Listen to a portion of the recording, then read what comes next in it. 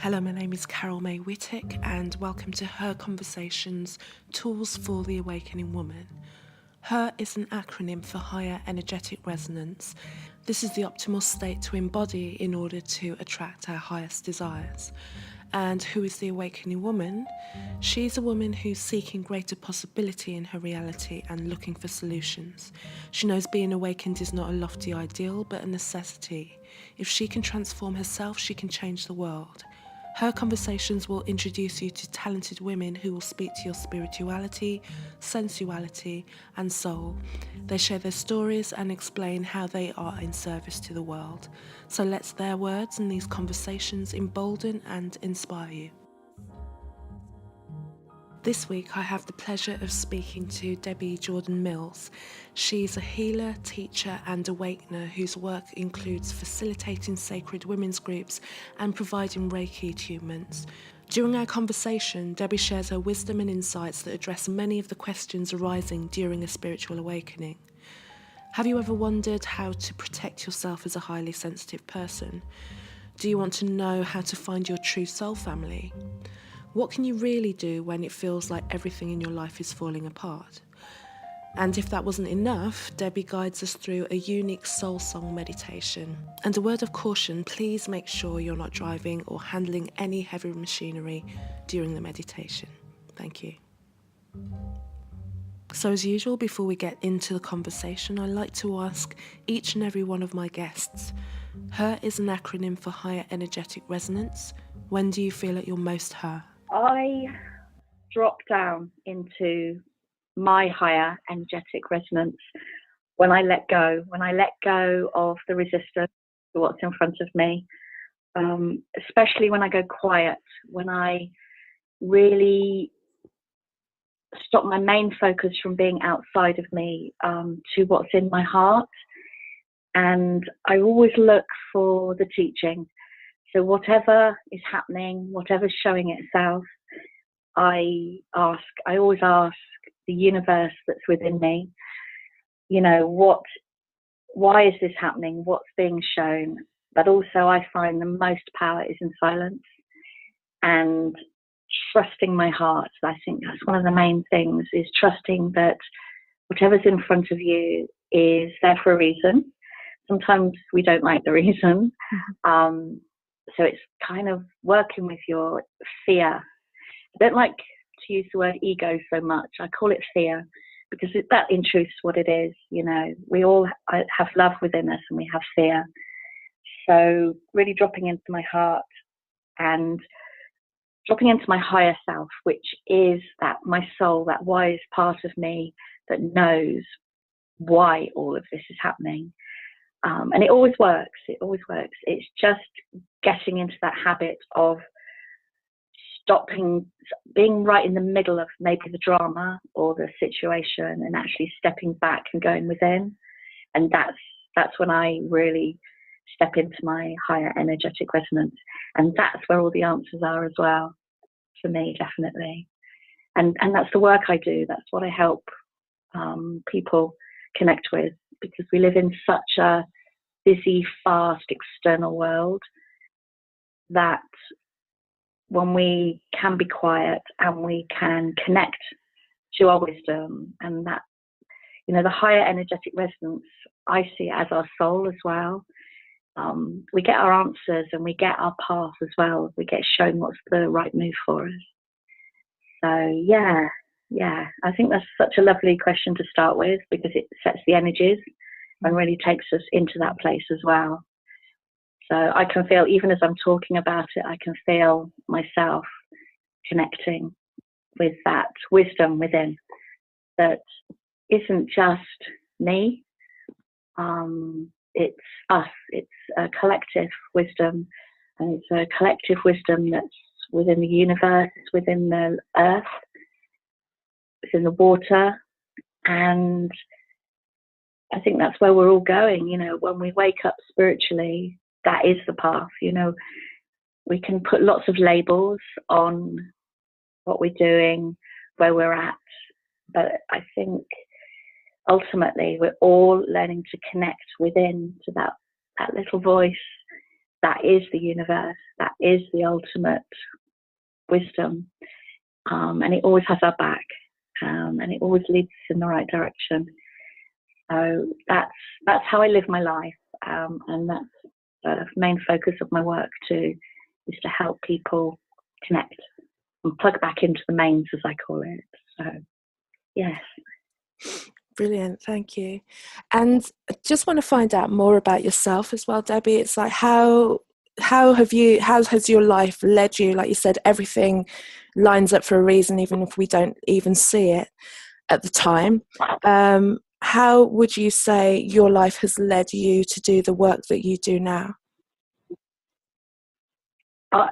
It was very unexpected. I didn't see this coming at all. I was a window dresser for many years. I worked in retail, very, very high stress job, traveled a lot. And with anything visual like that, it's about perfection. You know, my whole day was about getting everything perfect. And very often the managers or area managers would come along and just make you change everything. So there was, I found it very stressful, and I was very disconnected to myself. I was although I didn't know it at the time, I worked insane hours. I traveled, and then when I was home, I just was out clubbing and drinking with my friends, and so I didn't ever rest really. Mm-hmm. And it's like many people, you know, you're either 100 miles an hour or you're asleep. And I didn't really know any different, but I just remember getting to a point where I just kept thinking, is this it? Is this all? Is this life? Do we just work ourselves into the ground, get ill, and then that's it? And I asked a few of my friends, and they said yes. And that really scared me, because I didn't want to live like that. Mm. But of course, it was a call out. It was a call out to my soul. I didn't know at the time. But what happened was, just after that, I met it's a girl at work, and she said, "Oh, I do Reiki. I do this healing. Would you like to have a go?" And I really wasn't interested in anything spiritual. In fact, I was quite a disbeliever. But she kept saying, "Oh, it'll help with your stress." And I had a lot of anxiety, but also had a lot of low-lying health issues just through the stress. And I went and had a Reiki healing with her, and I loved it so much. I relaxed on a level that I didn't even know was possible. But also it scared me, because it made me realize and look at my life and realize the absolute high level of stress that I lived in all the time. Mm. So things started moving really quickly. I started to have healing with her every week. And then within a month, I was attuned to Reiki, which is something, again, I didn't think I was good enough. I didn't believe that, you know, a normal person could do things like that. I thought you had to be really special and magical to be a healer. But my sister bought me the Reiki 1 attunement as a birthday present. So even then, I went for the first morning, and I felt a bit of a fraud. I felt that I was in the wrong place, really. I really wanted to do it and learn, but I always had that thing like, who am I to heal people, you know?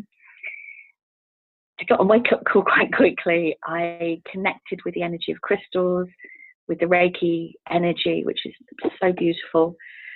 But what I realized and learned was that Reiki is a Japanese form of hands-on healing, but it isn't a thing. It's a system, but actually the energy you bring through is universal life force energy. Mm. So that was my first experience of learning what that was, and learning that that's what all life is made from. So when you're attuned to Reiki, you don't get anything new. It's just that your system's upgraded. It's that your channel, you know, where it comes through, the life force comes through your body, is opened, so that you can bring more life force through. So you have more energy, you have the ability to heal yourself and to bring your upper body back into balance. And it helps with stress as well. It works physically, but also mentally, emotionally, and spiritually. So through my Reiki attunement, I also was 12 weeks pregnant and I had my Reiki 1 attunement. But I just knew, and that was a time when my inner knowing started to show itself. And again, it was something I had no one around me to tell me what it was. So all my life, I'd known things. Even as a kid, I'd known when an animal was sick. And even if the grown-ups said it wasn't, I knew that the animal was sick. And then maybe a few days later, it'd be at the vet's and I'd get confirmation. I'd always, as a kid, walk into a room and I knew who was in a bad mood. Or, even if adults pretended to be happy, I knew if there'd been an argument or there was kind of an underlying tension. Mm-hmm. So I didn't know what this was until my Reiki master talked about intuition and reading energy. And it was such a wake-up call because I realized that I'd been really super intuitive all my life, but I'd been called oversensitive. Mm-hmm. So the little girl who had tuned into everything and was reading energy everywhere, I kind of shut down because I got told I was too sensitive. Mm-hmm. Because I did really react and, really what would we say, overfeel life, And in my work, I meet people that every day that on some level shut down at a certain point in their life because they were feeling energy, feeling emotions, even reading the energy of the land.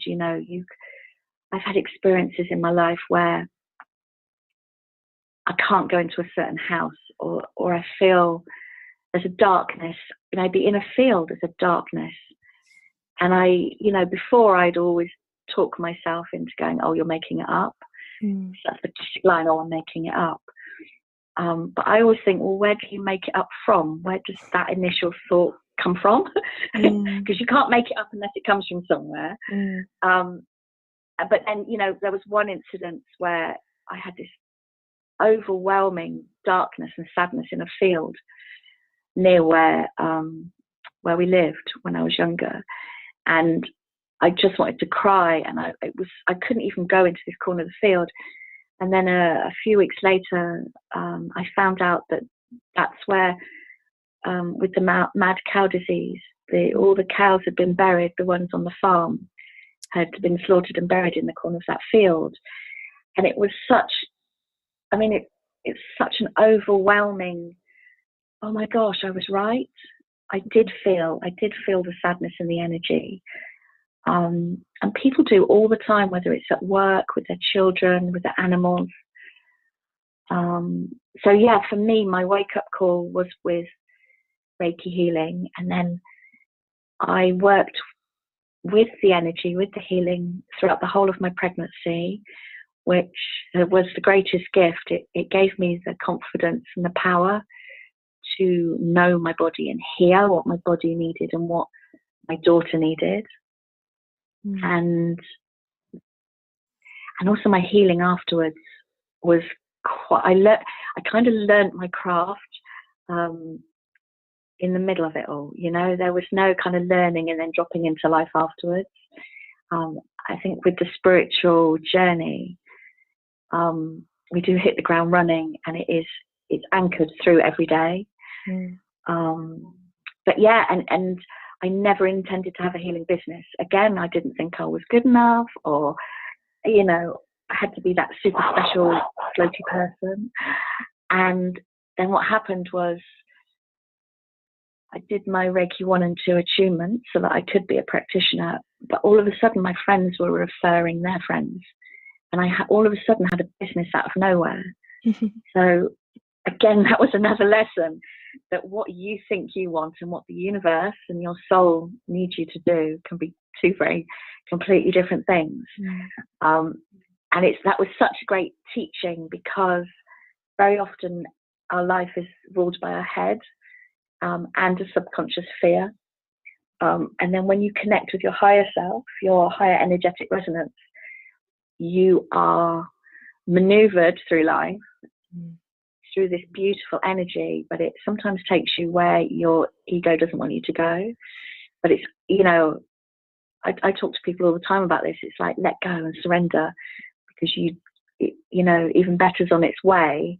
It's just you can't navigate that through your personality. They're soul paths. We walk in these soul paths, and very often it isn't.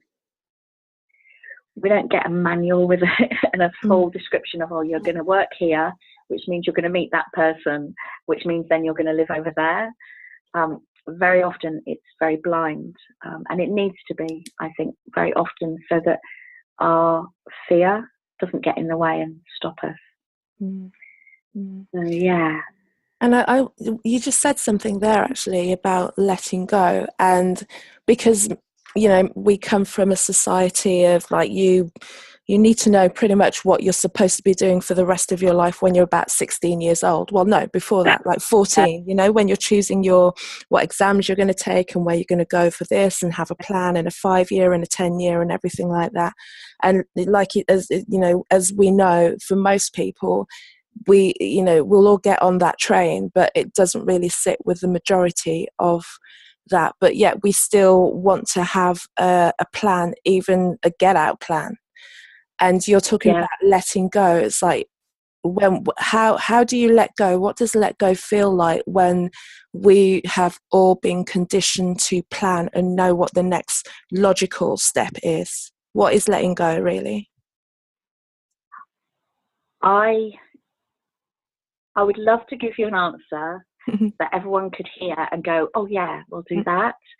But it can take years of baby steps. And I think the letting go with spiritual wisdom, with a connection to your soul, and knowing that absolutely everything that has happened in this life is part of your past and has been brought to you for a reason. So for me now, letting go is when I come out of my fear and my mind that's trying to organize and plan, and going, do you know what, I really trust that the universe, my soul, knows what it's doing. And if this person has left my life, or if this change, or, you know, this thing has arrived that has really knocked me off my center, there is a reason. So what I tend to do is I ask. So I always have this ongoing conversation with the universe, and it might sound crazy, but I always get an answer. I always get shown, or someone will come along and just in conversation say something that's my answer, without them even realizing. Because we're all connected, we're all one energy, and we all are linked through threads of time and space. So yeah, when I let go, sometimes I don't let go willingly, but I know that to get the energy moving, I know that if I don't let go, I can block energy, and I can block the next step. Whereas if I let go, which often for me means meditating, or I'm a big journaler, I'll write pages and pages.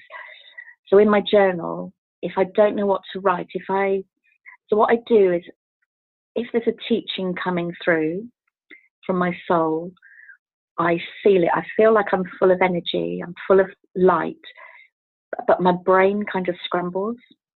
And I meet a lot of people that get this kind of scrambled brain where they can't reach anything. It's almost also time kind of goes a bit out of reach. So if I feel like I'm in that fuzzy scrambledness, I sit with my journal, and I'll even write at the top of my journal, universe, what do I need to know? And I just start writing, and it's amazing what comes through your subconscious when you write like that. And sometimes I'll pull oracle cards, angel cards. It always gives great answers and confirmation. And what I'll do is, in doing, say, the journaling or the oracle cards, is actually I'm moving the energy as well. I'm moving it from being stuck in my head and worrying to taking an action to move it out of my head and down into my heart as well, to really listen. And I think that's the answer to, in letting go, instead of worrying. And if you imagine just the energy whizzing around your head, imagine then dropping it into your heart and saying, okay, come on, universe, you've got me now. What do I need to know? And yeah, the answers always come. And one of my mantras is everything always works out. And even if things seem absolutely,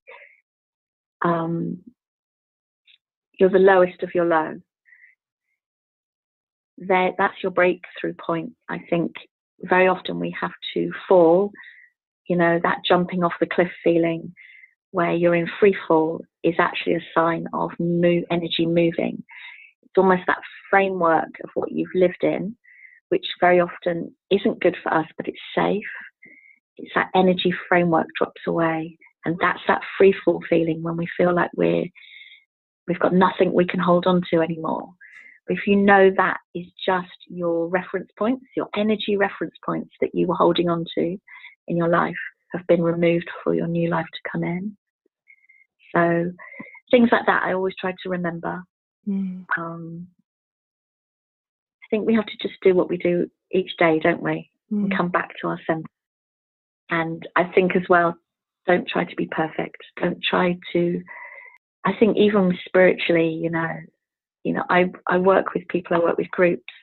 There's sometimes is that occasionally you get a person who comes along that sees you as a little bit more perfect than others. And I definitely did with my Reiki master, my first Reiki master. I saw her as this angel that almost, when she walked across the living room, was like floating. She was just so magical and incredible. I'd never met anyone like her. But what I realise now is that all of us have our path, and we all have, jump off the cliff days where we can't reach anything, we feel like we're falling, and then other days where we feel more grounded and in control. And I think as well that the more you progress on your spiritual path, the less control you have. You never ever get there. You never get there. And I would say with my work, because my work opens me as well, my healing work and my working with groups is my spiritual growth, because each person comes along as a teacher for me. That the more I rise in my light so that I can help others, the less control I have. I really, when I sit with a group, I go completely empty. There's nothing in my head. And when it first started happening, I was really frightened, because it's like I didn't want to be unprofessional. I didn't want to kind of flounder through the workshop or the circle. But what I realized is you have to go empty to bring through the wisdom. It's like your personality has to leave, your ego, your control. So I'm kind of like this empty vessel. And then as soon as I start, I'm filled with words, just like today, the words just come through. And I see that's how we'll all be living. That's the journey we're all on, is to release that grip of fear and anxiety and control that we have, and to trust our divinity and trust our soul, trust our higher energetic resonance. And when you have that as animating your life, you are in this beautiful flow that you don't have to try hard, you don't have to hustle or grab anything. If it's yours, it will come to you. If it's not, it will leave. And when you can have that peace within, that allows that divine flow of life through you or past you, in whatever way, life becomes so exciting and fun, but also the stress levels drop right away. And that's the journey I've had to go on, because I was a really super stressed person for years. And that's my work. You know, the journey I've been on, I want to help others reach that too, definitely. And it's not about teaching, and it's not about telling people what is. It's about helping them open up to their individual path and their unique journey in this body as a soul. And for each person, that'll be different. So it's holding an unconditional space for people as well. So, yeah. That's great. Thank you. So the next question that I have is, you speak about highly sensitive people, and I know personally from my own life, I have been accused of being overly sensitive and, you know, overreactive and everything like that. And it took me a very long time to see that there was benefit in that, and actually being a highly sensitive, intuitive person was a gift that helped me create all the things that I do create right now. But for those people who are still feeling the sting of the accusation, how do you guide them through it? What can you give them to help them to see the benefit, and also how to protect themselves, because sometimes it can be a lot. Yes, ultimately, your feeling, your sensitivity is your soul sat-nav. So it's your guidance system through energy. And it's really important that we really believe what we're feeling. Because what happens, you know, like happened probably 1,000 times when I was a child, is that you feel a truth. You feel the energy of a truth. And then you have an adult, or you know, even yourself, you tell yourself you're making it up. I think, you know, working with groups, I say the things I say most are, as a mother, you know when your child's ill. You know, even in another room, when your baby is woken up, maybe they're having a nap, or you know when your child at school has had a really bad day halfway through the day. As a mother, you can just feel it in your bones. And that is you, your aura, connecting with life, with you know, we're all connected to each other. So you're reading through the quantum fields, say with the quantum field of your child, and you are picking up that emotion. But we live in a society where that teaching, that wisdom teaching, has generally been lost, but it's coming back. And it's really important, I say it all the time, believe what you pick up. Another classic, which I think so many go through, is when maybe your partner's having an affair, your husband or your partner, or they're lying. And, you know, we've all had friends, haven't we, or ourselves in life, where, you know, you're in a relationship and you feel like you're going nuts. You feel like you're the one losing it, because the words said don't, a clunk. There's a clunk when they, you know, they say, oh, I'm working late. But there's a clunk, because what happens is the action and the energy need to line up to be a truth. So we feel it, all of us, every human feels energy, whether we believe it or not. We read energy. And so the energy of an action and the energy of a truth, the truth, need to be identical. So when this first started coming through, I started to really play with it. So like reading the news or watching the TV. And it was really interesting. I'd see celebrities speaking or politicians on the news. And honestly, my whole body it would be like I was being kicked, because what they were saying and what the energy running behind those words didn't match.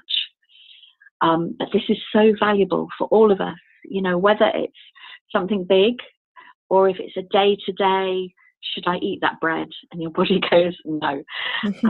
You think about having a sandwich and your gut tightens. Your body's going, no.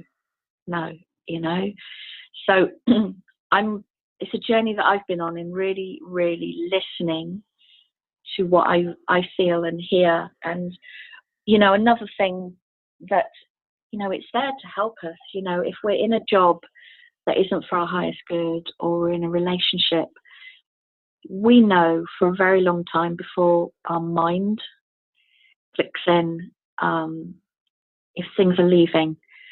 So say something in your life was going to leave, it could be months before the energy starts leaving. And if you can pick that up, you can help yourself and you can make informed choices. Whereas if you're in denial and shut down, then these are when we get the big hits, when things just literally the rug is pulled from under us. Something that I've been taught and shown as well quite a few times is when a woman's going to get pregnant, the baby, the soul of the child comes into her aura, sometimes a few months before she conceives. So when I first came across that in my healing, I was absolutely overwhelmed. But then I saw it in my own 2 pregnancies. I did know when my 2 children came in, because all of a sudden I had this overwhelming need to have a baby. And I really wanted, and for me it was like I needed a son and I needed a daughter, and I was going to have one of each. And I saw it then as just me being a bit controlling. And I'd say to friends and they'd go, oh, well, just be grateful for what you get. But what I realized now is that I was feeling the soul of my son. He was coming in, and I was feeling the soul of my daughter 3 years later.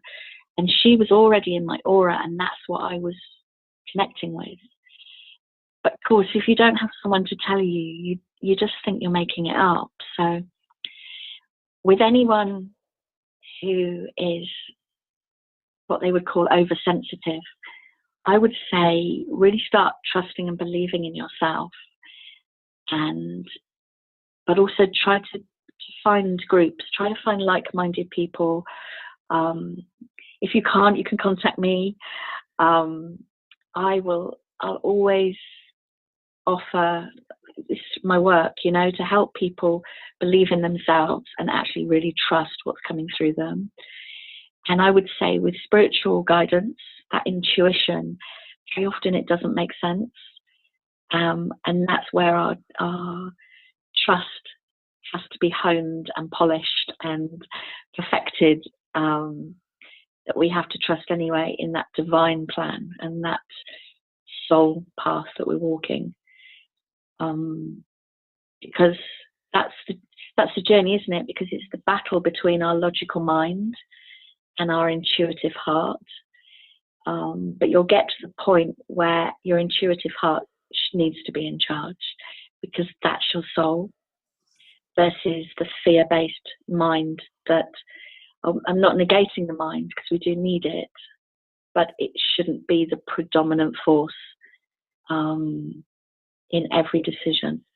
And it needs to be a balance between the two. Heart's mind. Yeah. And you talked a little bit about groups as well, and how can we, for especially when someone's having all of these new experiences and still having that feeling that they made it up, even though, like you said, where do you make it up from? It can't not be anything, it can't be nothing. How did you find your soul tribe? I mean, I know that slowly I'm starting to find mine, but it took a long time of feeling very, very isolated in my thoughts, for instance. As you mention certain things and you can see either it gets rebuffed or it just kind of flies over the head of who you're trying to tell. How can we start to pull these groups together, and how can you just express the importance of these groups and finding your soul groups? I moved to Milton Keynes and there was no one here.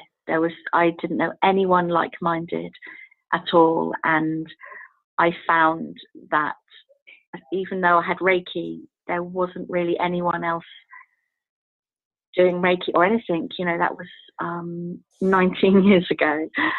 Oh no, it was with my daughter, so it was like 17 years ago. I did my Reiki and was here, and what I realized is I had to create the groups myself. It was like there was no one, so that was my guidance. Call your soul tribe, and call your people.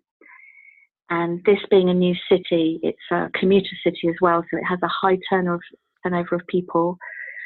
It's got a very young demographic, and there's a tendency here for people to be in their houses and to go to work, either to commute to London or work long hours.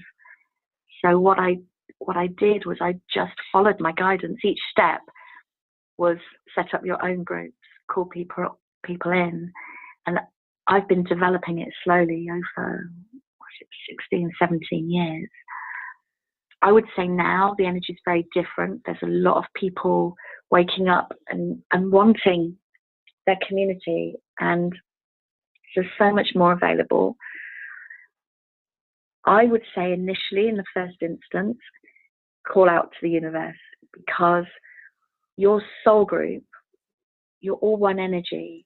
And this was something that I've been taught over the years, is that your tribe, you're all one soul family, and you all are here for a similar purpose. So I've spent a lot of times praying for my people, like, where are my tribe? And I thought naively that my tribe would be in one place. I'd go to an event and that, like, they'd all be there. Oh, I found my tribe. And I think sometimes people do this. They either go to somewhere and they think that's it. My experience with soul groups is that you're spread out all over the world, but you are one, literally as a soul, one pattern of light. So you're like a mandala of light, all of you. And each person is a spark of that mandala, that pattern of light. And you work as one energy. So I may have soul family in America or Australia, India, wherever, but we all connect on a soul level. So that's one of the reasons as well I really listen in to the energy of the universe, because my soul group, I know, is not 10 people in Milton Keynes or, a group in America. I know they're everywhere. But what I'm finding is people are finding each other now, and the most magical connections are being made. And you don't have to go to a sound bath or a retreat. Sometimes you'll get called, but it could be the person who works next to you in your office or your neighbour. And I can feel my soul family. I know when people are my soul group. I get really told, and some of them here now are my neighbours and people I meet in different ways. And you all have keys for each other. So I would say to trust. The more you connect in to your heart and the more you ask, you're going to find your people anyway. I think the external searching can be really hard work and a bit depressing sometimes. And we've all done it where, I've paid a lot of money to go to an event because I wanted to meet like-minded people, and then come away and it's like, no, I don't think they're my people. I love them, I had a good time, but it's like, you want your tribe, those people that are you just are one with. And the other thing I would say about your tribe as well is they can leave as quickly as they arrive, which I've had experience of, sadly. And friends come into your life like rockets, incredible connection, but they leave just as powerfully. one thing I do work with people is soul contracts and karmic contracts. So very often, the people we meet, our friends, these connections of our soul group, we're weaving energy, and very often we're clearing old energy. So if you had maybe a karmic contract with from a past life, these people might come into your life as a work colleague, a neighbor, a best friend, partner. You actually very often you play out dynamics that have been running from past lives, like control, dominance, even things like, even deceit, any ego, personality, fear, dynamics, they can come up out of nowhere, and everyone can be quite shocked, but then it all goes, it clears. So I would say to people, we're all calling out for our tribe, because it's a seed within us. With that little seed within us that we need to connect with our people. But they might come in different ways, and they might leave as well. But that is the lesson in non-attachment, isn't it? That you can love and you can honor, but you can allow people to come and go in your life without any attachment or control yourself, And the way I manage that is that I see that we're all one, and that we're all doing this weaving and this dance of these soul lives. So if things don't work out, or they work out a lot different to how I thought, I just take it, that's part of the weaving, that's part of the dance and the journey that they've got to do or I've got to do. And I try not to get too caught up in personality, ego stuff, which can be quite predominant, can't it? Especially in spiritual circles, when you meet someone who is soul family, you've just known them forever, there can be a need to want to hang on to them as well, because you found them. But actually, it's like, right, it's you. Yeah.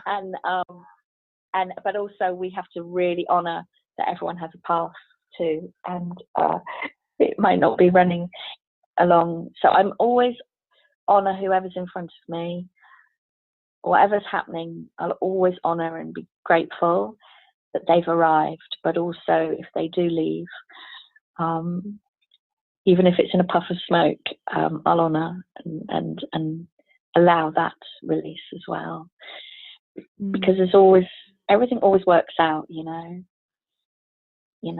I think, I was thinking about this the other day. I was thinking, as I come up to my last breath, I really want to look back on this life and go, wow, I loved so much, and I had a great time, And I thought, well, I better start focusing on that even more now, because you don't want to leave it to the last minute, do you? Because life's so precious, and fleeting as well, isn't it? It is. It's so easy to get caught up in the fear, especially with the media and the press. There's a lot of projection of fear into the collective, and there is an agenda for that. Is to keep, when people are in fear for their health, fear for their physical safety, when people are kept separate, through race or colour, it's not real. It's a projection of fear to separate and control. And I saw last night at the cinema, I saw A Wrinkle in Time, the film, and beautiful. But of course, that was the whole film, was about love has more power over fear. But also the girl who's the main character went right into the middle of the fear. They called it, which I thought was quite interesting. She went into the middle of it, which was the darkness, to be able to shine her light and bring that light. And I think that's what we all have to do. We have to bring light onto our childhood programming, the collective fear, and there was a point where I just went no more. Can't remember when it was. It was a long time ago. But I remember watching the news and going, no, I'm not believing you. I'm going to choose my reality. And so now, I don't, not that I don't care, I care a lot, but what I'll do is I won't allow my energy to get caught up in the projections of fear. Mm-hmm. What I'll do is I'll project more love out into the collective, because that's what we need. Because then all this fear can't exist. The quantum field of the heart, is so powerful. It breaks down that energy of fear. Mm. And do it every week in a healing session. That's what healing is. Mm. Reiki, sound healing, crystal healing, they're all a very high vibrational of love.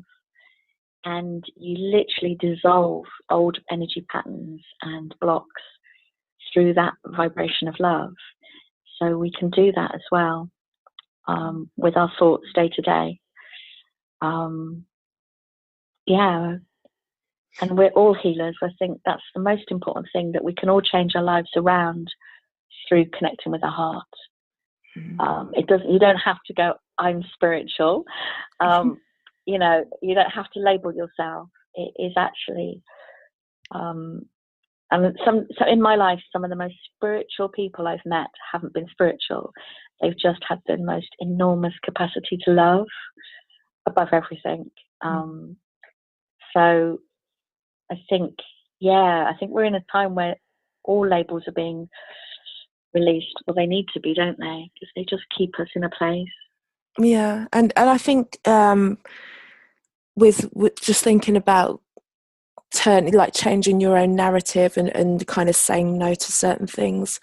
I know from personal experience, having gone and just been in what I call the matrix for a couple of weeks and doing some completely different work, it has made me painfully aware of how much work that all of us need to do and how important it is what we're doing. Because I thought, it was always like, this is a nice thing. I'm really enjoying meeting my soul tribe. And like you, my soul tribe are scattered completely all over the globe.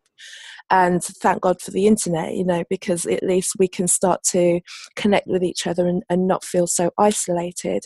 And I think when you get caught in that circle where it is all lovely and we're all moving each other up, and you forget that we're still such a minority, and our conversation is, what we talk about freely is for most people is just like unbelievable. It is unbelievable, because the fear programming, the news, the advertising, the way that women as well, think about themselves and each other it's a really strong story, and it's hard for them to break it down because they can't see anything different. And even though for myself it felt like, why am I here?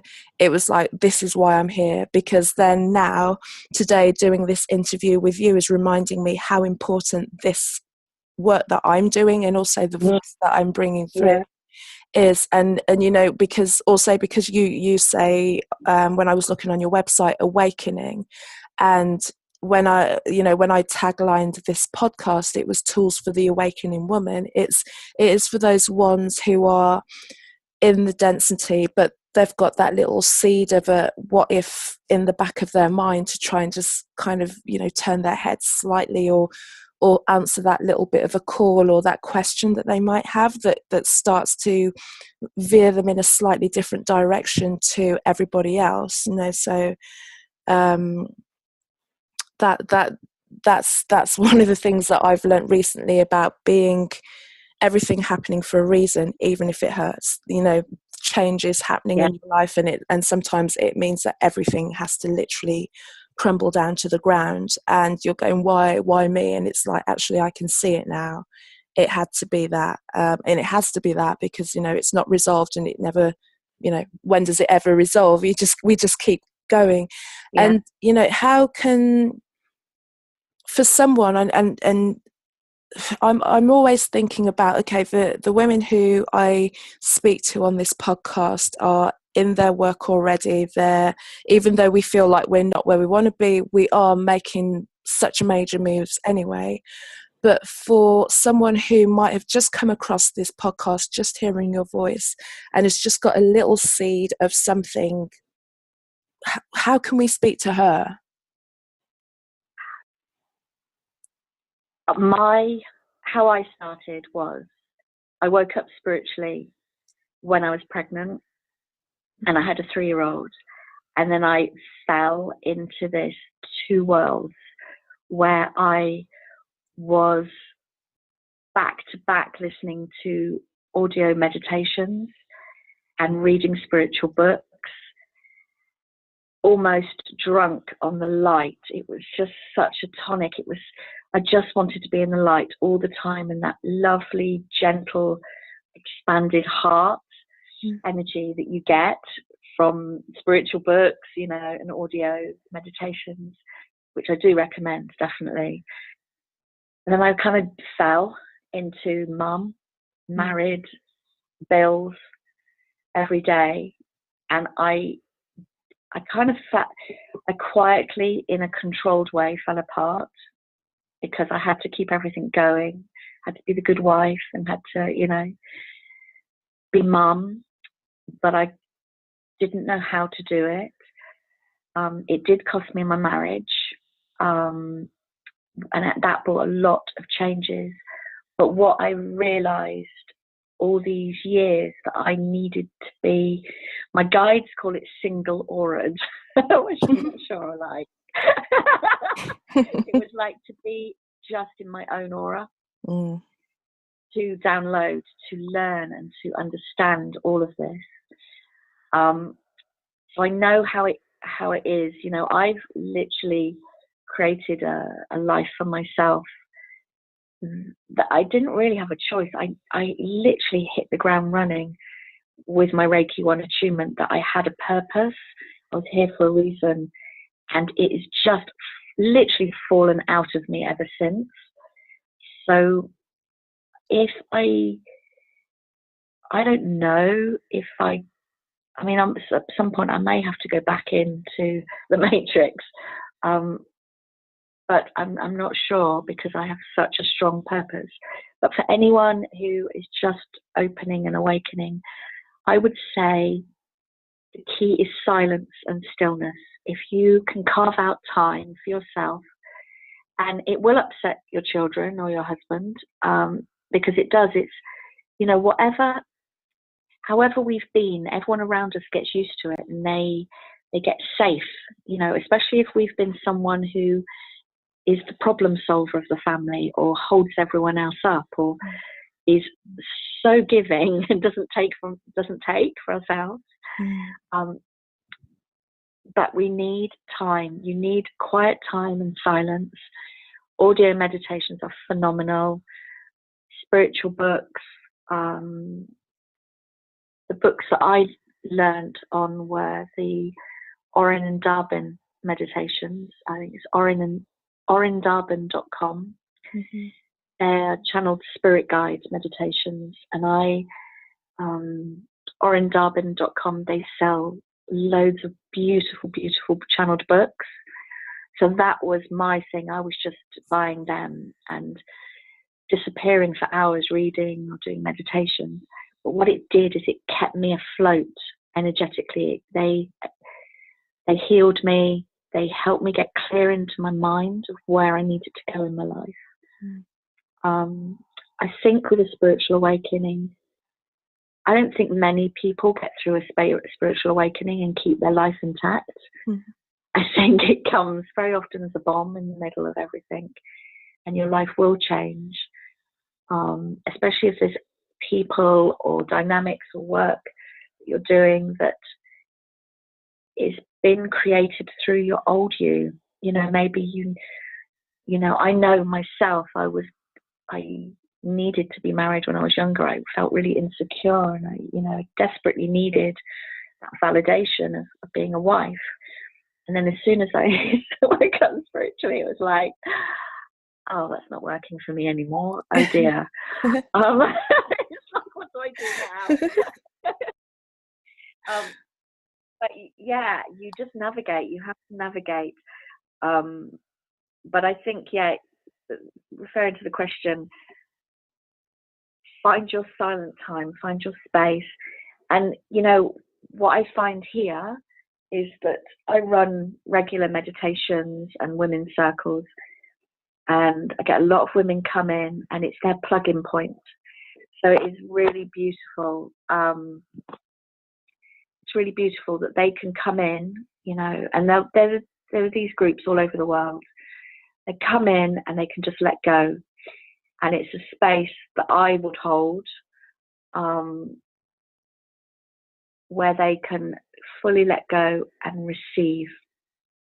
And the most beautiful thing is, in the last few years, there's been a massive wave of goddess retreats, moon circles, groups globally that, women are starting to need that space with each other. And so if there isn't one local, they're creating it.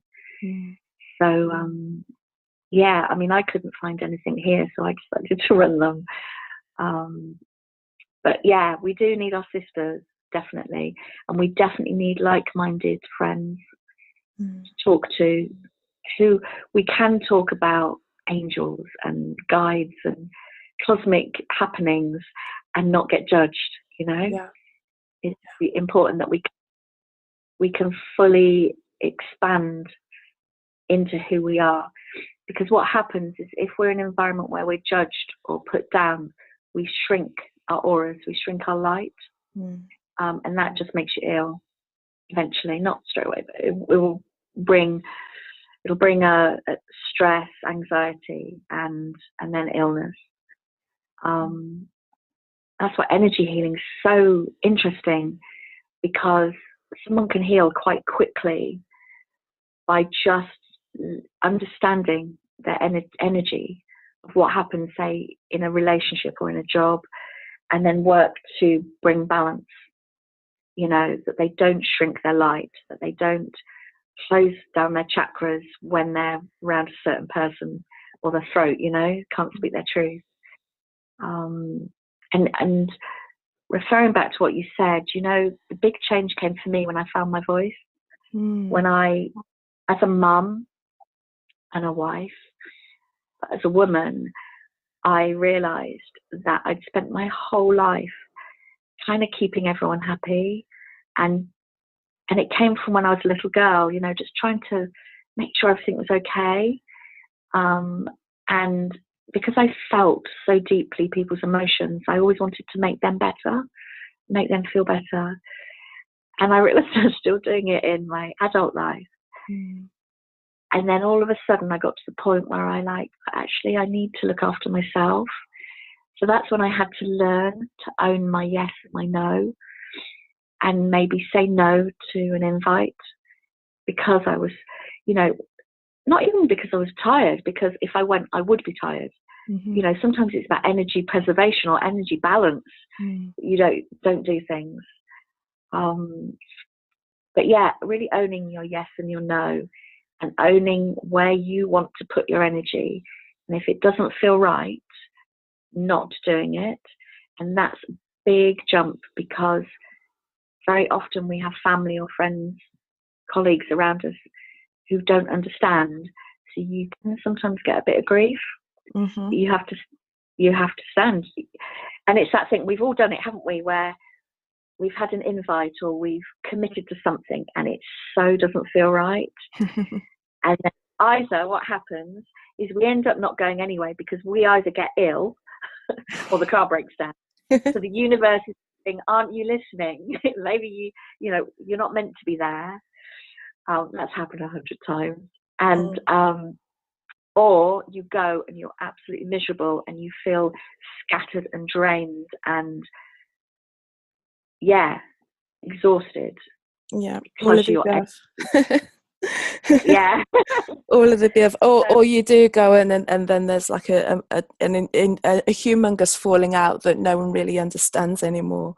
Yeah, I've learned to just kind of say I can't. Yeah, I don't even do the I'm not feeling well. I'm just like I'm just going to go home now.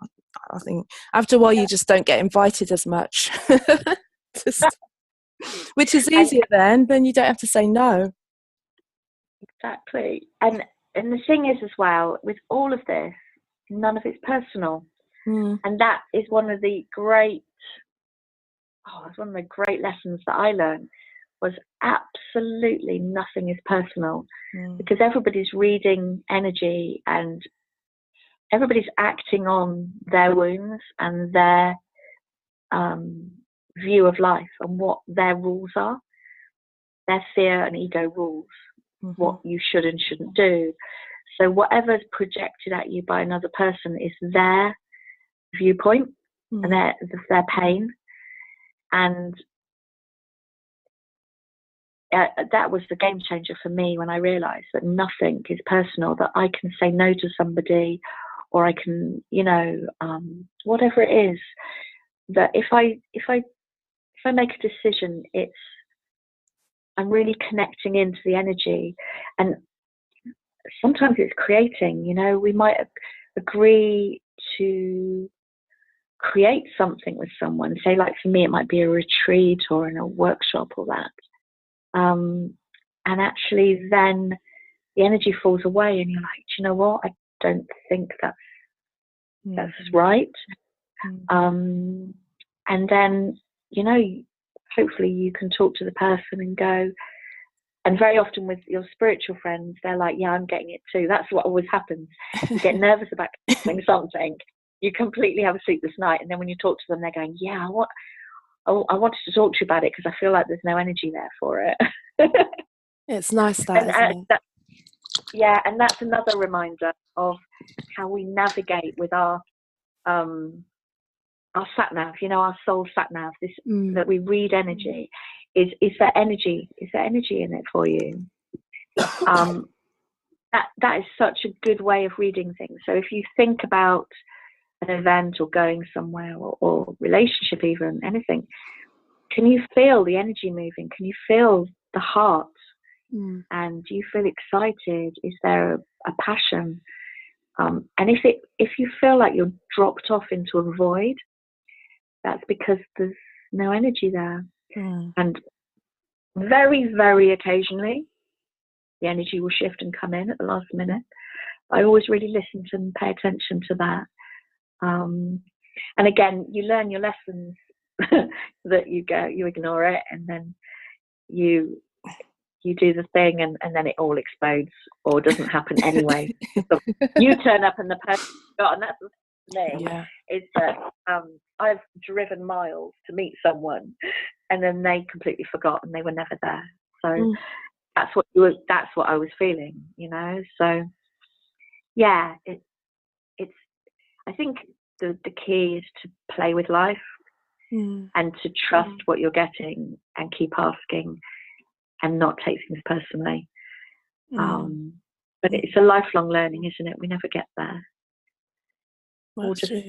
It's so good about what you're saying about not taking things personally as well, because there are situations that keep kind of replaying themselves in my mind, and I know it's not to do. I know it's a personal thing, because certain things have happened and someone has reacted in a way that I'm like, this wasn't just about that one thing. It's like their reaction is, it's like this has been a build-up of things that has been, and we never got to the point where we said we never had the kind of relationship where we could be open enough about things that they were suppressing or I wasn't expressing. And then one thing happens where it's just it gives an opportunity for an act out, and it's just, you did this, you did that, and there's a couple of things where I'm sitting back going, well, I've apologized for that, but it's like, this, I know in my heart it's not just about that one thing. You know, it's I don't know whether, and I think I find, I've heard it said from many of the people who are sensitive, you know, the highly sensitive ones, the ones that are very intuitive about situations, is they can usually be a very potent trigger to people who are not aware, you know. And it can bring up some stuff, you know. But you end up, you know, you're the one that ends up paying for it in terms emotionally, initially anyway. I mean, who knows how things play out, but and in the instances that keep coming back to me there, I'm like, I know there was a situation where something happened, so that there was a justification, for want of a better term, for things to go that way, but for it to continue on so long, it wasn't just about that. You know, it's like, what else was I showing them, or what else is unresolved? But like you say, unless you're dealing with someone who is more where you can talk about the energy and this and that, it's not going to be, you know, it's one of those things that you kind of have to leave, as it might never be resolved, and allowing that to be. Yeah. You know, you said about like the sensitive person might be the catalyst. You know, I think they are, because very often they hold a higher vibration. They come in, they're very, very high vibration energetically, which then brings anything unresolved up to the surface.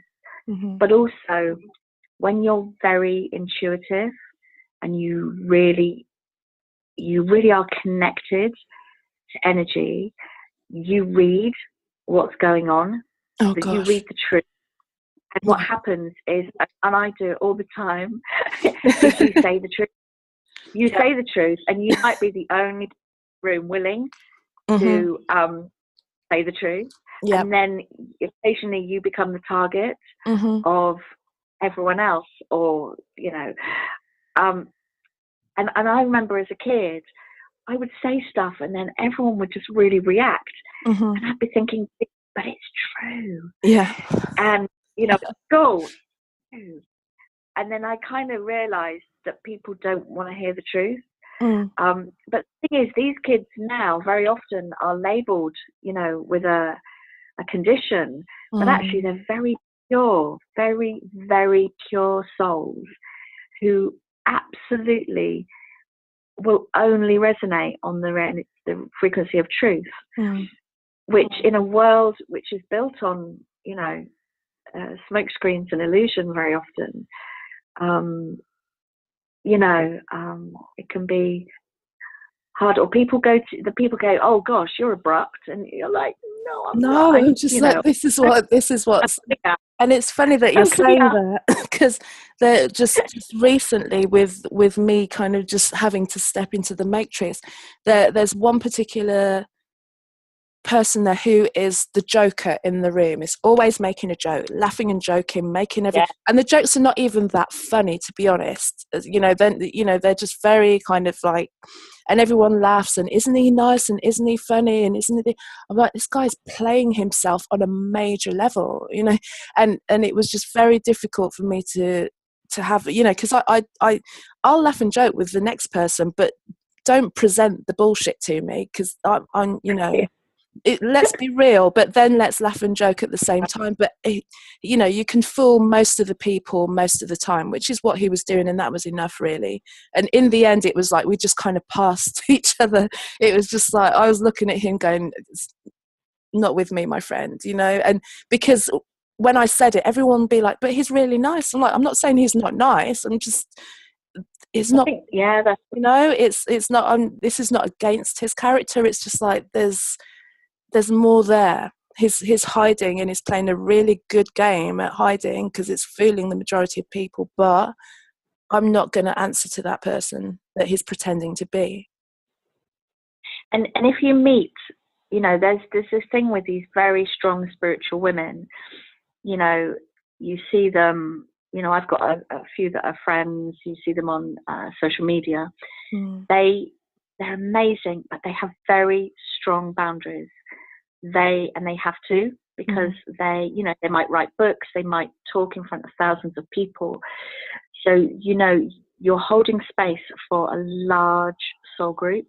So you need your personal boundaries really established and grounded, so that you can anchor that light for a large amount of people and not be affected physically, mentally, emotionally by it. But also the projections, even if someone read your book or watched an audio of you, maybe they went into judgment. Energy goes where it's sent. If you criticize, if you slate someone, that goes into their energy field, and these are truths. So these will, I'm just saying women, but there are men as well.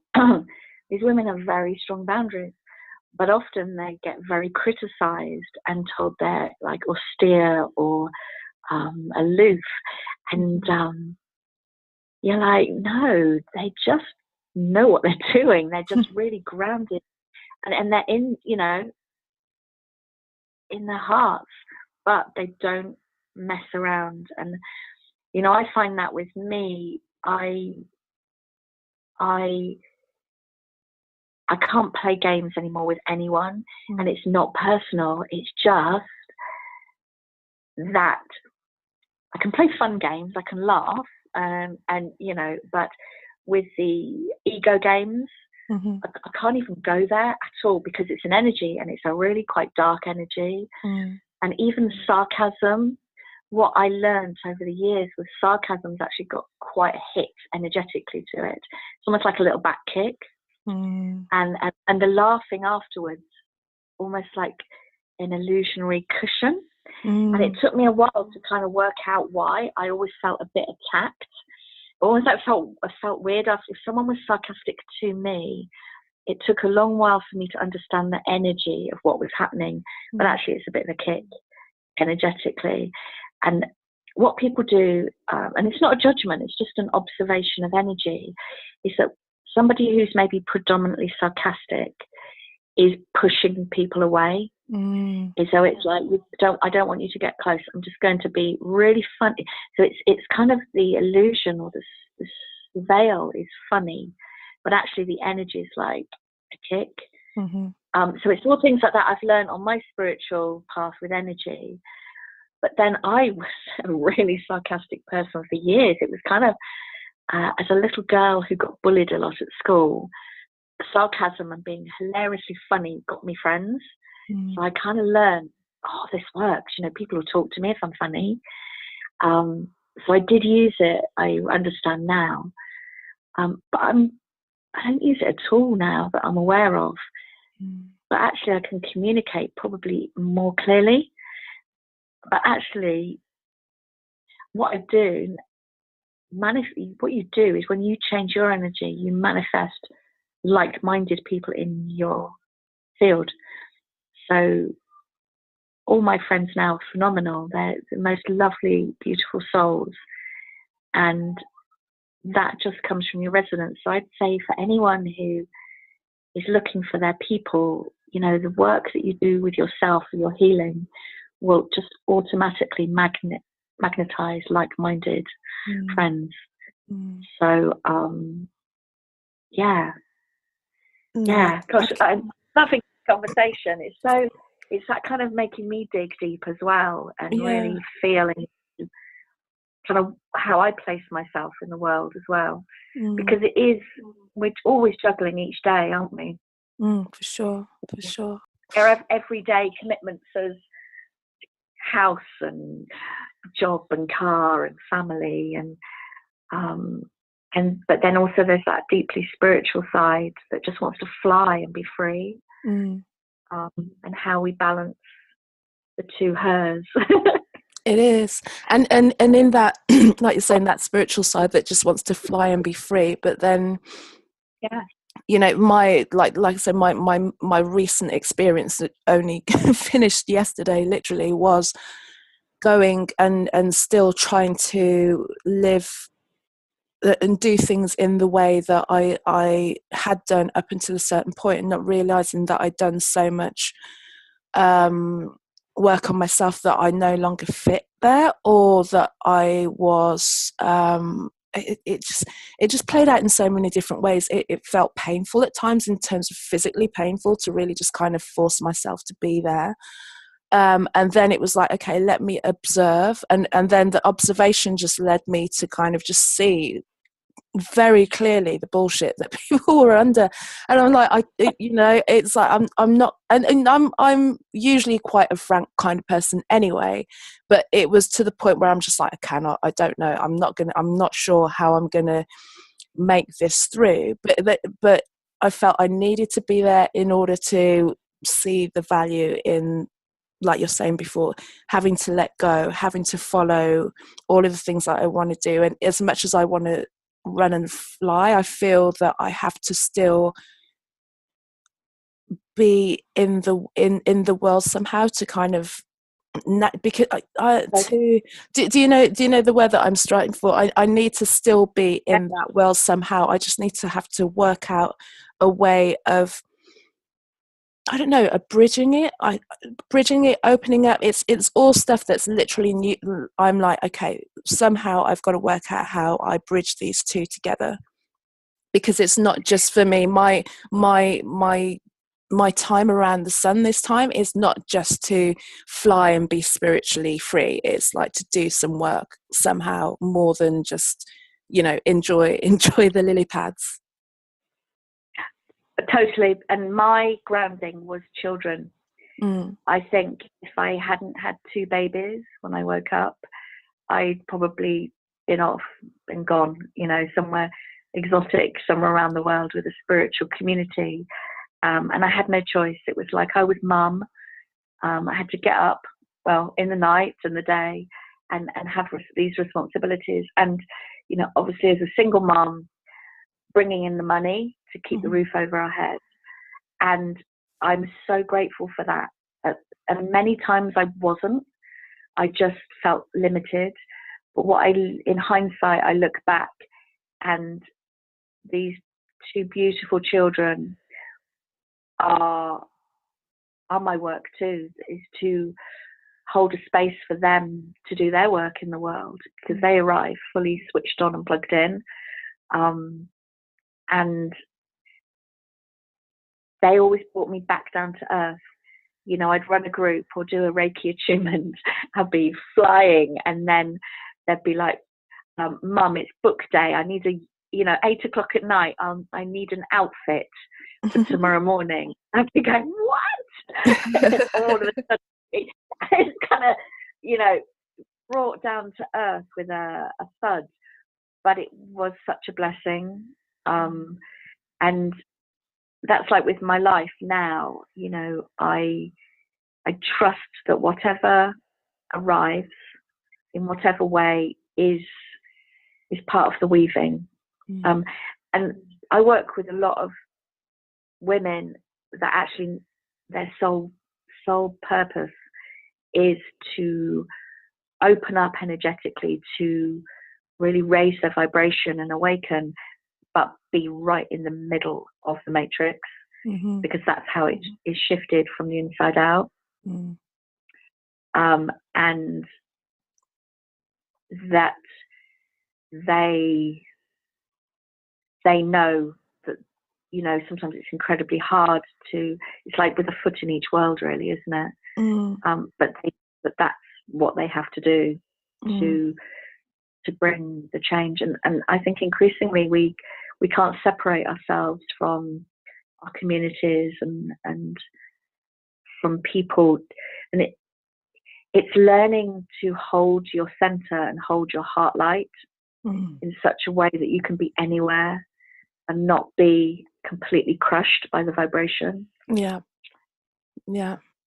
I think I've never felt it so tangibly as I have done recently. It's like, wow, the difference, and you want to help people, you want to shape them, you want to wake them up, you want to, but you see how well the illusion and the story and the fear has worked up until this point, you know, and when you're slightly outside of it, it's, you see how much needs to be done, and it just fills you with a reason, a purpose, and a drive more than anything, really. You know, all of that kind of isolation and confusion and questioning. This was the reason that it happened. To be, you know, just a couple of steps ahead to then show others that there's a different way for us all. You know, and we are doing the work. Like, we, even in our vibration, like when you raise your light, you open your heart, you anchor in your higher chakras, you evolve your chakras, which is work I do every single healing, every single group. Bring in the higher chakras, bring in, you know, evolve the energy body. You just queuing for a coffee, you are filling that coffee shop with light. And you know, talking to one person in the queue, you're transmitting light. And that's what we all do. You have no idea how you affect that one person that you smile at on the tube or talk to, you know. And I occasionally, you know, like with, say, a meditation group, people go away, and sometimes with the groups they're very quiet, and it's just so much to process. They can't really speak. And you kind of, they go away and you just trust. You always trust, but sometimes you're like, oh, I hope that was okay, you know. And then you get an email a week later going, wow, okay. And then they'll list all the things that have changed in their life, or the answers that have come in, like, oh, I didn't know what to do. I woke up next morning 100% clear. I did this, and this. And that's what light does, you know. It wasn't me, it was the vibration. It comes in and it lifts the veil and it helps you walk that path clearly. So it's so important for everyone to know that you might be in your life thinking you're a nobody, that you're not getting it. You're not, you know, you're struggling. Your heart light, you know, if you love, then you're waking people up, you know, yeah, and you're transforming space, and you're clearing space as well. I know people will probably resonate with this, like, you all of a sudden you end up in a really random place, you get really guided there, you're like, why am I here? You know, I don't understand.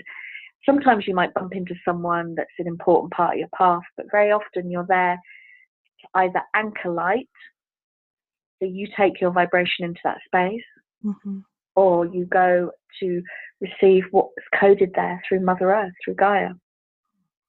So you're receiving light codes through the earth, or the space there. So we're always doing much, much more than what we think we are.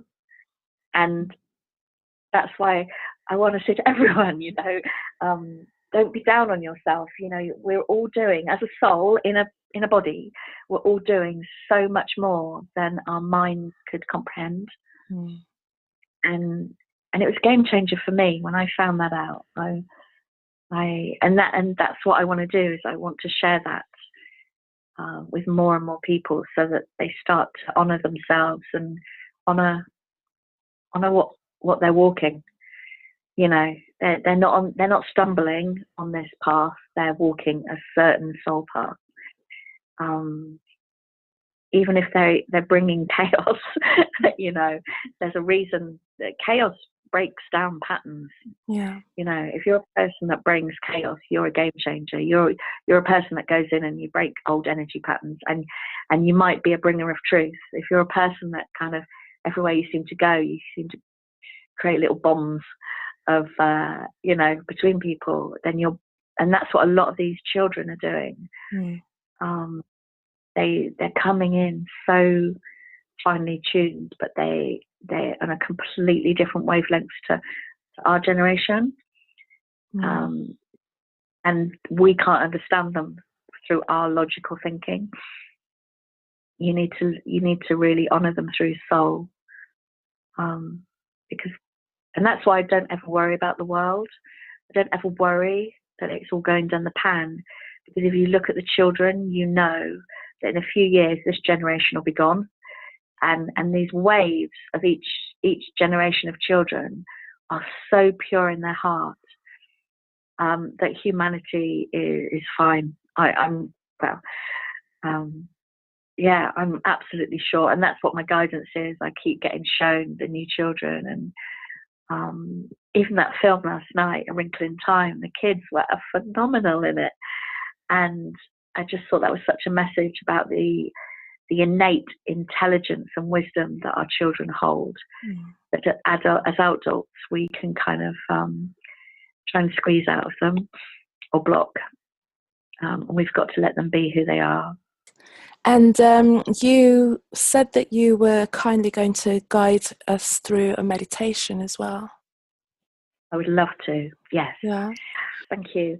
I really felt guided to just take you through a meditation journey to connect to your soul song. I use the word soul song a lot, and your soul song is your unique frequency. It's you. It's the pattern of light that you are that holds everything. So within your soul song, your unique note, all the records of every life you've held, what you're here to do, to be, everything you need is within that note. And that note has been distorted and diverted through noise, psychic noise. I know there's been a journey of forgetfulness from our soul, which was agreed on a soul level, but also the noise and the fear, even the psychic noise from Wi-Fi, from televisions, from our phones. It's all a psychic white noise that blocks out our pure connection to ourselves. Even clothes, the synthetic fabrics in clothes, rubber soles on shoes, they keep us, not fully plugged into Mother Earth and the codes and wisdom that come through her and nature too. So in this journey, I'm going to take you back to your note, your frequency, and for you to really feel, and also a release. So if there's anything that is blocking, maybe karmically, something that's come down your family line, maybe that we can release that with love. So anyway, I'll start. So just sit, take a breath, close your eyes. The words I say are encoded with the energy keys. I will speak a little bit of light language. So light language is when you bring light codes through your voice. So they will unlock and be the release too. So just open to receive.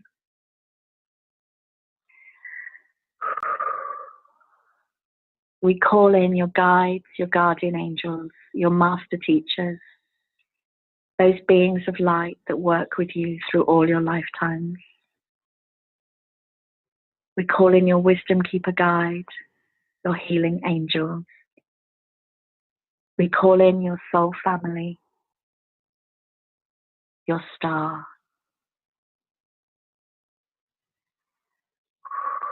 Just taking a deep breath. We call all of your energy back to you. Any energy you have left with any person, place, or event in any lifetime that maybe has been held away through trauma or any contracts or vows. All is released now and brought back into this present moment with love.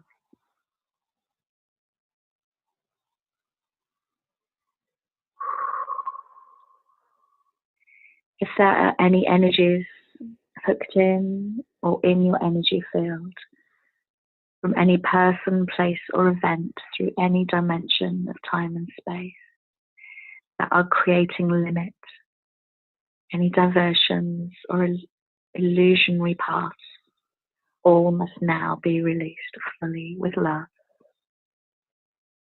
to return back to source light now.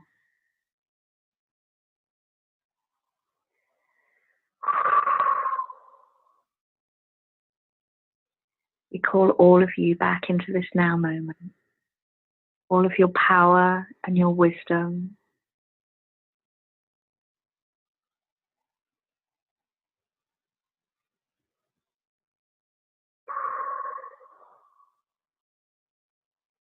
For all of your teams of light that surround you, now connect and open their heart light with your heart light.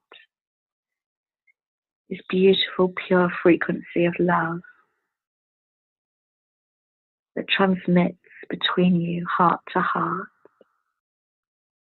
as you stand in the center of a circle, fully illuminated by all of your heart light.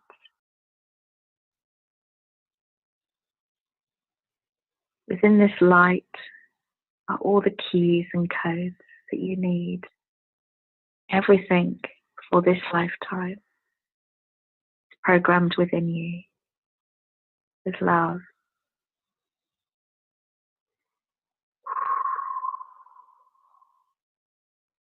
As we now travel into the purity of your soul song, that pure note, your soul's light.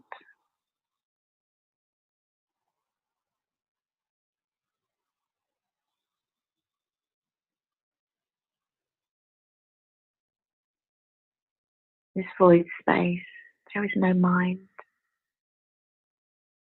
It's just the pure, loving wisdom, the universal mind of one. That you can connect with your whole soul group. You can receive guidance as one.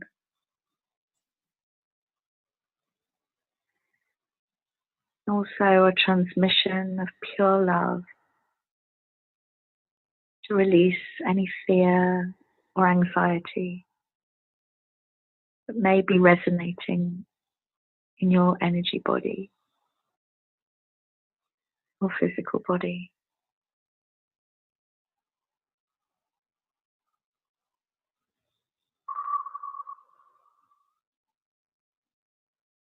Now call forth transmission of your soul song, your frequency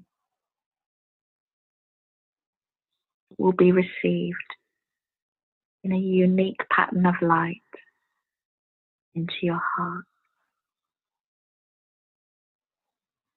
Kamaya tiki ala kamata tukushumada yada yo ohumala yalahia tukuya tukumadia yahumadi yala aya shumatukuma yaliki.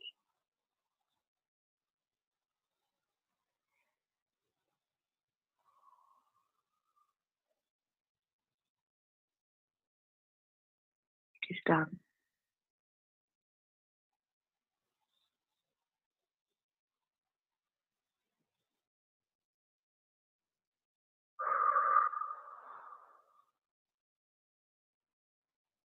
We're just going to come fully back now. Being aware of your breath into this now space. We'll ground this heart light through you, and to know that your teams of light are always with you. That this sacred light always with you. You can never be apart from it.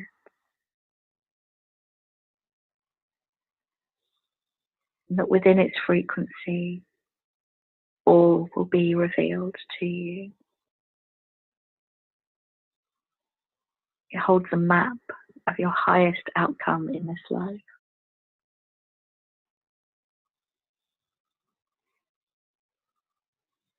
And in honoring and receiving fully, each day you'll be shown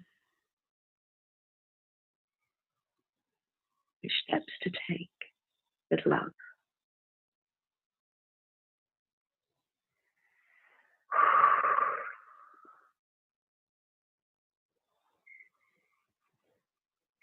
I hope nobody's driving while listening to this. Like, pulled over.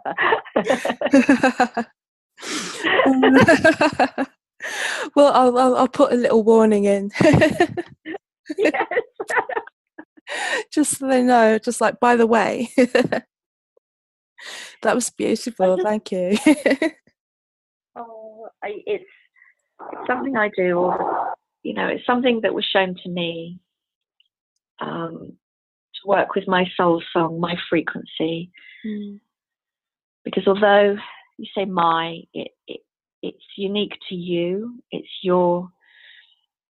literally the highest path, but also it's part of a greater pattern of light for your soul group, which is a greater pattern of light for all that is, for the oneness. So there's so many ways of approaching it. So I like to just say that, so that it is your soul song, but also it's your part of your soul group energy as well. And I know from experience, even this meditation will start bringing your soul group in, because I'll be able to find you. And I think that's the key for all of us in this noisy world, is that in our silence and our plugging into the mains, connecting with our soul sat nav, and believing what comes to us, is that we find our people, and we find what we're here to do. So good. And we go and do it we do it within the noise. We are the silence bringers. Thank you so much for that. So I just want to ask you the closing questions that I like to ask all of my guests. So the first one is starting with, what is the best piece of advice a woman has ever given to you? I can absolutely say the best piece of advice, I think, came from Doreen Virtue when I heard her on stage speaking. This was years ago. And she was talking, it was an angel talk, and she said, "You are never late." And I just thought, well, yes, you are. And she said, "No." She said, "You are never late, because the universe has a divine higher plan for everyone, and everyone is on a timeline." And so I really went into this. I was so excited and fascinated that I could get off scot-free. It's like, well, I'm never late. And so I've played with it, and I've really gone into it over the years. And absolutely, I can say with all my heart, you are never late, because you are on a divine timeline. So if you are physically late within the rules, there is always something playing out. So what I was learning was, maybe you get stuck in traffic, and what it does is it changes your timeline. So like, say you were 20 minutes late from work, everything you did that day would be 20 minutes different on a timeline. So I've had experiences. So this has actually happened a few times. There's about 3 corner shops I can go to around here, so I can't decide which one to go to, so I don't go. And then it's like, all right, I'll go to Tesco's, and then I'll keep getting stopped. I'll literally have my coat on, and then the phone will ring. And then when my little girl was, a baby, I remember this 3 times. I tried to leave the house to go to the shop, and she needed a nappy change. I was like, oh, come on, and so I'd have to literally get my shoes off, go and change a nappy. But then when you go to the shop, there's someone there in the queue that you need to speak to, you haven't spoken to for years. And that was massive teachings for me, that you are never late, but very often the universe will adjust your timeline.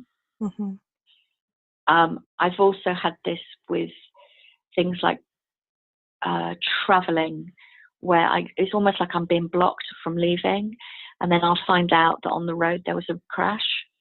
So I'm not saying I would be in it, but maybe it stopped me being stuck in traffic for hours, So yes, that, to answer your question, yes, that you're never late was what was said to me. And what I learned from that is that very often your timelines need to be adjusted, or, so I always trust, if I'm really late, I always trust something's playing out. And very often it's because you're being saved from something, I think. Or if you ignore the voice. I think one thing I've learned recently is sometimes you get directed a different way and you kind of override it. Talking about being late. Yeah. I had like a window of time a week or so ago, and usually it would have been quicker to just jump on the tube. It would have been like kind of like 15 minutes there and 15 minutes back, and what I had to do was literally a spin around, and I had like an hour's worth of time to kind of do this thing. And it was actually a really nice day, and because I've been doing a lot of work indoors, I hadn't been out so much, and with it being England, there'd been a lot of snow and sleet and stuff like that in spring, so I hadn't seen the sun at all. And as I was coming near the tube station, I'm like, well, why don't we take the bus? And it was like, well, no, because the bus is like 2 bus rides away. It's going to take that much longer, and going on the tube is that much quicker. So I'm like, and I had this whole conversation of the tube is a much better option because you've got a window of time. So of course I get on the tube, and then there was an accident ahead of me. Someone had jumped underneath the train, so I ended up sitting on the tube for well over an hour anyway. That could have been saved had I just sat and had like a couple of nice bus rides in the sunshine. So sometimes you override it, when you're being told to do your different. So that's the most recent one as well for me. I really pay attention when I'm being blocked. And I had this thing, that started happening, quite early on in my spiritual growth, where I'd start getting pictures of my route. So where I'm in Milton Keynes and my family is near Swindon. So there, the most logical route would be down to the A34 Oxford Ring Road and then straight down to Farringdon. And it's quite a quick route. And then I get flashes of the cross-country route, of lanes and other villages, and I couldn't understand. But then as I was driving, I just kept getting turn off in my head. So I thought, well, okay, I'll go across country. And then I just thought, I'll put the traffic, the TP that you can put on your radio for traffic news. And there'd been a massive car crash, and the whole of that Oxford Ring Road had been closed for hours. Wow. And so that again was, at the beginning I was like, oh my God, that's really freaky, that's weird. But actually now I'm like, I was really looked after. They were really, my guardian angels were like shouting in my ear, turn off, woman. Yeah. So yeah, I live a lot earlier now because it just saves a lot of hassle, if you pay attention earlier on and believe what's coming through you. Yeah, Yeah. lesson learned. I got that one. As I sat on the tube with my phone without my charger or anything, because I just thought I was going to be out for like such a little time. It's like, okay, let's try and get some work done on the phone. Yeah. Next question is, which female do you think represents higher energetic resonance? I know every woman does, Mm, that everyone has it within them. And it is literally a shift in focus, a shift from the external and reacting to what's out there. mm, And it literally is a flick of a switch to really focusing inward. And meditation is one of the paths to that. But I say to people, so many people get hung up on meditation. I can't do it. I'm not good enough. You know, basically meditation is sitting still and not speaking and shutting up. And I absolutely love silence. I love what silence does, because even if you had in your mind that you can't meditate, you know, very often meditation groups can be quite energetically noisy. mm-hmm. Even we get a lot of people, you know, if you're very sensitive, maybe groups at the beginning are not great for you because you're picking up everybody else's stuff. But just sit in silence. And I was guided to sit for 1 hour. So 1 hour, I was told by my teams of light, was a reset. So if you sit in absolute silence for 1 hour, one, you start to hear yourself. You start to hear your deepest desires, and you get your answers, because what you do is you stop your auric field from, you slow it down and it resets, Mm-hmm. and it grounds and balances. So that's why, you know, like at the end of the day, our mind can be going 100 miles an hour. Mm-hmm. It's because literally, I always see it as a spinning aura. It's like you've got everyone else's stuff. You've got maybe the TV, computer. You've got all of that noise in your aura. And literally, it's still replaying. So sitting in silence and even just doing a prayer, you know, I release my day. I release anyone else's energy, a bit like I did with the guided meditation. I release anyone in my energy field. I release anything that I've maybe hooked into. I release it. Imagine a shower of light coming down over you, and that's when you will plug into your higher energetic resonance, and you get a reset as well, and healing can come in as well. So yes, I would say my answer to that is, yeah, everyone. Perfect. And do you have a favourite self-care ritual or practice? To repeat myself, silence. Silence is the one thing that I go to now. I've had loads over the years, you know, guided meditations, loads of different things. I can't think of one now. My mind's gone blank. Maybe it's the silence. Yeah, it is silence. And I'll sit quietly with my journal, maybe some oracle cards, and I'll just sit and I just say to the universe, either, you know, what do I need to know? Sometimes it's like, please help me, or what on earth are you playing at? But I just literally, what I do is I get out of the way. My mind, my control, my logic, I let them leave, you know, move out the way. So I just sit with my heart, maybe hold a crystal that helps you raise your vibration, and listen. And I would say 100% of the time, silence gives me my answers too. That's great. And also, if anybody hears this and goes, yeah, but I keep falling asleep, I would say in sleep you get so much healing and wisdom received, because in your sleep you go back home.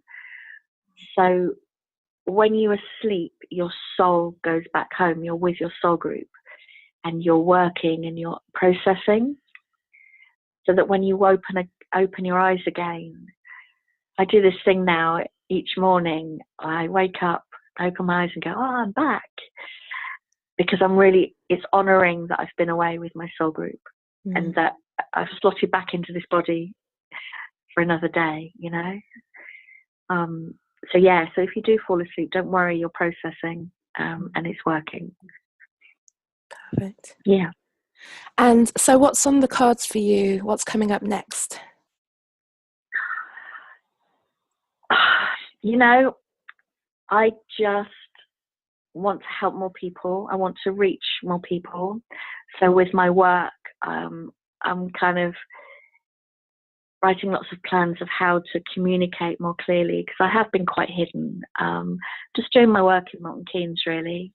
So listening more, understanding more, but also my absolute focus point is being in integrity with myself. Like you said about going into the matrix, it's like how do we move forward and deliver and share this work and this teaching, but stay in absolute integrity with our energy and with the world that we're creating for ourselves. So my big passion is retreats. So I have a retreat in August, the beginning of August, in the Cotswolds in Yurts. So we are going out. We're going to be connecting with Mother Nature, with the earth.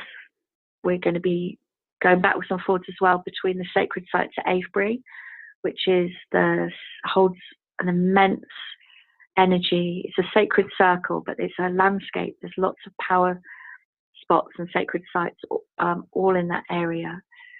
And we're going to be connecting to our soul song through the songlines of the earth. So, like the meditation, I took you back to your soul song. The whole week is going to be focused on you really anchoring into her within you.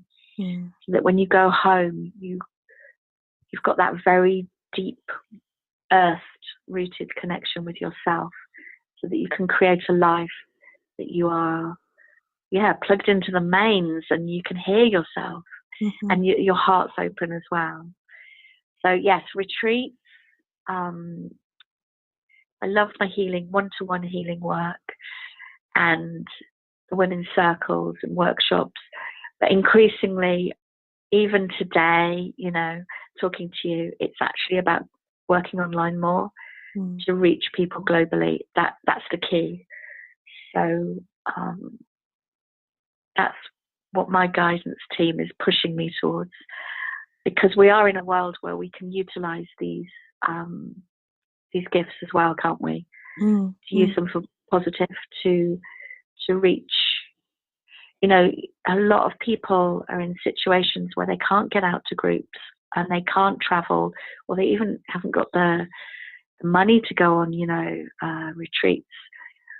But actually, just hearing a soul family talking online could be the key that opens everything up for them. So I'm really aware that that's what's happened to me. That's been my awakening. So I want to share that. So, lots of planning and exciting projects. Brilliant stuff. And listening, that's the key. And above everything, having fun. Everything gets so serious. It can be like, oh, I've got, you go, oh yeah, I've got to stay in my heart. But it can become all of a sudden a really serious thing. And being in our heart is when we're playing, isn't it? And having fun. That's always my kind of focus point, is just to have fun with all of this as well. Well, there's no point, is there, really? No, well, yeah, exactly. And talking about being online, how can we further connect with you? Where can we find you? My website is debbiejordanmills.com. and my Facebook page is Debbie Jordan Mills, Temple of the Heart. And if people are interested in online sessions, healing, I'm going to be doing soul readings. That's something that's come through actually this weekend, is to start working one-to-one with people online, doing soul readings. So what we will do is we will obviously look at their lives now, but actually go back through their soul contracts, past lives, and really help them plug in and connect with their inner wisdom, their soul journey for this lifetime as well. So we can actually put them on a timeline that is their highest path. And that is something I work with people a lot, is time and space is quite interesting when you're an energy healer. It's incredible what you can achieve with even say something came up recently about helping people realign when they're on someone else's timeline. And I was like, really? What's this? And, even I suppose the simplest way to describe it is, say you as a child were really creative, but your parents absolutely were adamant that you had to have an academic career, and you just said, okay, then. You can actually, there can be a distortion in your energy field and in how you manifest your life work on that timeline you're on, because you're not actually on your timeline, you're on theirs. So you're maybe not connecting. I wouldn't say this is definitive, because I think it's unique and it keeps changing, but even like connecting with your soul group, there can be a distortion in that field. So actually working energetically to bring somebody into their correct timeline, that's something that I'll do and with people. So soul readings are going to be the next thing that I create, which I'm very excited about. But yes, they can contact me through my website as well. And I'll be sharing a lot more this year. And I share lots on Facebook as well. I post every day, sort of wisdom teachings and really my journey as well, because that's what we do, don't we? When we learn, then we share and we pass it on, and it's that domino effect that goes then around the world, doesn't it? We're not meant to be keeping everything for ourselves. So that's the end of the conversation. I just want to say thank you so much. It's been so good to speak Thank to you. not only for the podcast and another episode that I know that everyone will enjoy, but just for myself as well. It's been a nice kind of reawakening into connecting on that soul sister level and having the conversations that I've not had for a good couple of weeks that I've really thirsted for. So thank you for being part of this. I've really gained a lot from speaking to you today. Thank you, and I've had so much fun. And and it's like we're each other's teachers and healers, aren't we? I feel like I've got so much sparked up now from this conversation. I need to go away with my journal and start writing ideas down, and we open each other, don't we, by our connection. So thank you so much. No problem at all. And take care. Lots of love. Thank you. Once again, thank you, Debbie, for joining me on this episode of Her Conversations. I learnt so much from you, and it inspired me and put into perspective things that have been happening to me in recent times. Every conversation that I have with every woman who joins me on this podcast always seems to drop into my life at just the right time. So I appreciate you and all the women who join me on this. If you would like to find out more about myself, Carol May Whittick, you can go to my website, which is CarolMaywhittick. I'm on Facebook and also Twitter and Instagram under Casmic. That's AZMICK. So thank you for listening again. If you enjoy it and feel that you know anyone else who would enjoy it too, direct them to their favourite mode of playing, or alternatively feel free to share it on your social media. In the meantime, I'll see you again next week with another episode. Thanks for listening. Bye bye.